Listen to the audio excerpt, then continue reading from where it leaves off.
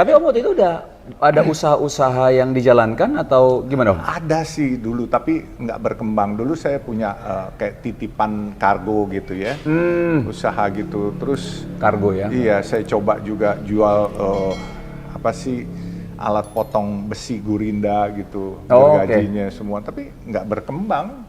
Meledaknya itu waktu kapan Om?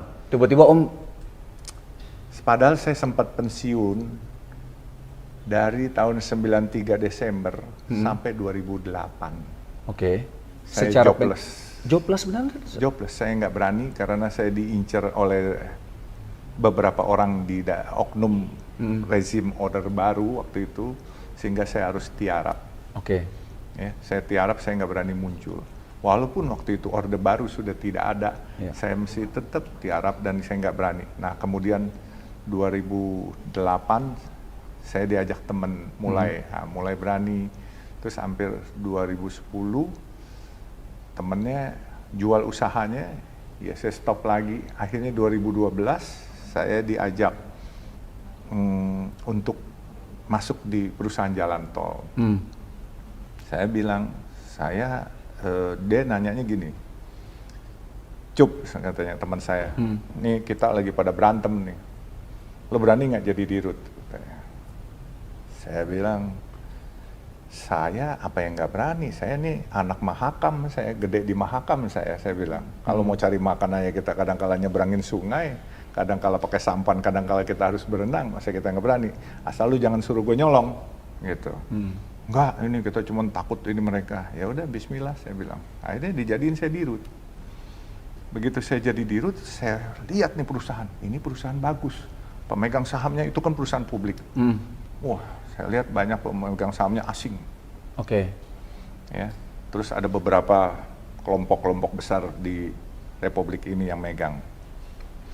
Terus saya cuma bilang waktu itu, ya Allah, gue naksir nih sama perusahaan ini. Kalau engkau ridho, insya Allah aku bisa jadi pemilik di sini. Cuman gitu doang. Awalnya hanya dirut ya? Iya. Awalnya dirut. Awalnya dirut. Jadi gitu doang, ikhtiar doang gitu. Saya pikir, Allah mana denger gitu kan. Tahu-tahu ada aja tuh jalan nih. Masya Allah. Dikasih jalan. Jadi begitu saya lihat, saya teman kumpulin.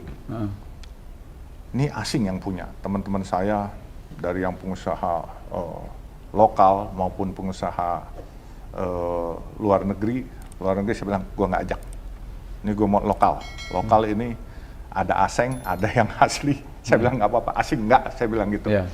Ayo, saya bilang kumpulin duit, perlu berapa? Saya bilang, saya perlu duit 800 miliar. Buat apa? Buat beli saham ini, beli di pasar, karena saham ini dikuasain oleh beberapa kelompok asing, kurang lebih hari itu asing ada pegang hampir 45%. Oke. Saya bilang kita cari caranya, lu yang beli di luar, gua nggak boleh beli, gua dirut, nggak boleh beli, karena ini perusahaan publik. Gua carinya, lu beli. Saya bilang sama dia, nggak jatuh ke tangan gua nggak apa-apa, tapi gua kepengen pengusaha lokal. Masya Allah. Ya kan, yang punya ini. Soal lu dibilang asing sama orang-orang, masa bodoh, pokoknya lokal. Saya bilang gitu. Akhirnya mereka kumpulin duit, siap, udah. Saya kan sebagai dirut, apa yang saya ngomongin kan berpengaruh semua. Mempunyai keputusan lah. Begitu saya ngomong mau mengambil sesuatu bank, investor asing yang megang saham ini nggak convenient. Dia lepas barang di pasar. Asing lepas, asing dan teman-teman nampungin. Gitu. Jadi dia lepas? Dia lepas 38%. 38%, berarti masih ada dong? Kan tadi 45? Iya. Terus pelan-pelan kan terus. Kan dia 45. Saya cukup ambil 38. Karena teman-teman saya yang ada ini udah ada 13. Jadi mayoritas. Begitu keluar udah 51. Udah nggak penting, asing ada nggak ada, buat saya nggak ada problem. Udah langsung kita yang kontrol semua, kita kerjain. Wah, itu 2012 sampai 2017. Setiap 3 bulan perang bintang ibaratnya. Jadi pengurusan itu diganti. Karena belum mayoritas. Jadi asing dengan kelompok besar semua ganti. Saya cuma setahun, saya diganti. Oh, dirut cuma setahun? Setahun saya diganti, tetapi dia lupa.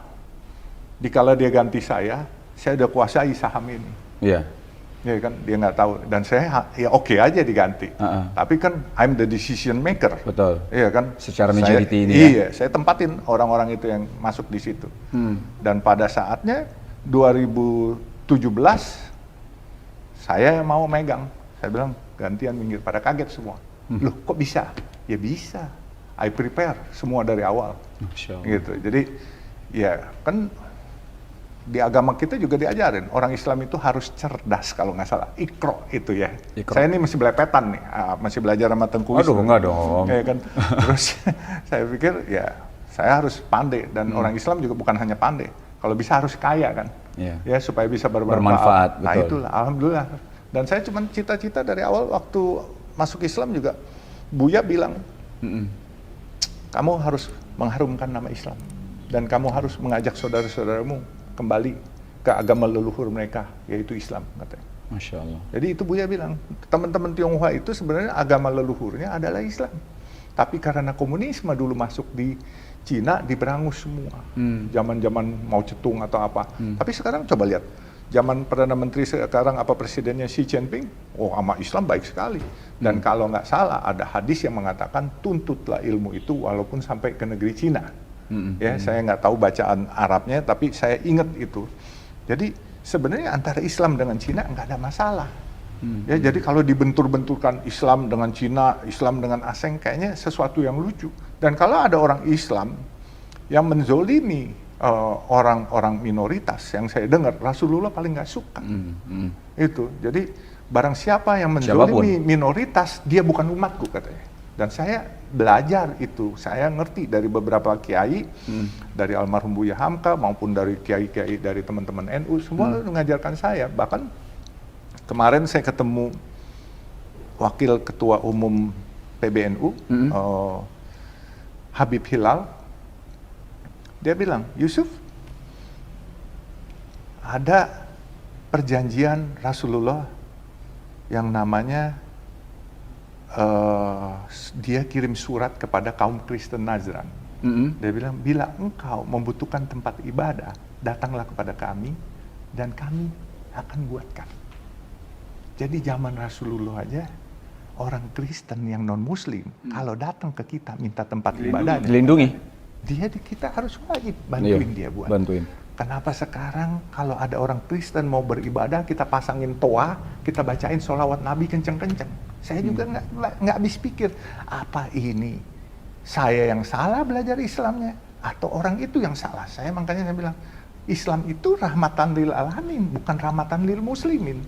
Kalau rahmatan lil alamin, yang bukan Islam pun atau yang tidak beragama pun rahmat dapat dari Islam gitu. Nah makanya kalau orang-orang yang ingin membawa Islam dengan cara yang salah, saya pikir ini kita akan memperkecil kejayaan Islam.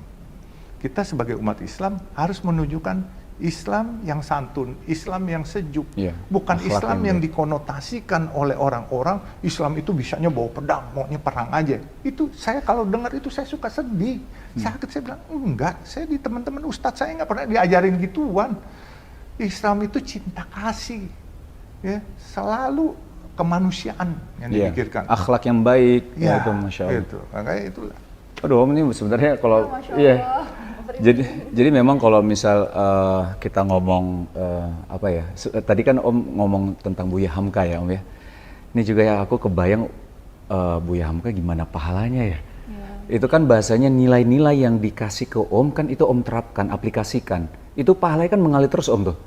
Bagaimana ilmu yang bermanfaat yang disampaikan ke Om akhirnya mengalir lagi ke Buya Hamka.